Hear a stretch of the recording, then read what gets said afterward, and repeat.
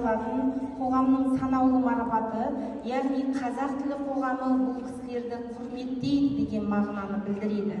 Халыққа қосып жатқан еңбектерінің үлесі үшін. Алғашқы болып құрмет марапатымен тіл жанашыры, қоғам белсендісі, Павлодар қаласының тұрғыны Құзайыр Диляс Қайратұлы марапатталады. Бұл марапатты Диляс Құзайырұлына жолдайды деп Әділжан блогер қоғам белсендісін ортаға шақырайық.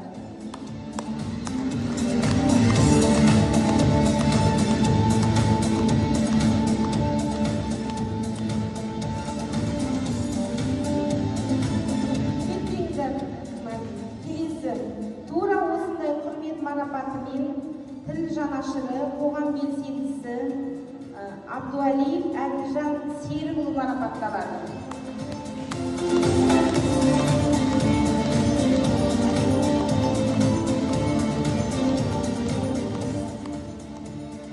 Бұл екі белсенді қазақ тілі мен қазақтың салт-дәстүрі үшін, қазақтың бірегейлігі үшін интернет ғаламтор кеңістігінде өздерінің үлестерін қосып жатқан азаматтар, кейде қызуғандылықтары асып кетіп, батырлықтары шарықтап, қатты кетіп жататындары болады. Келесі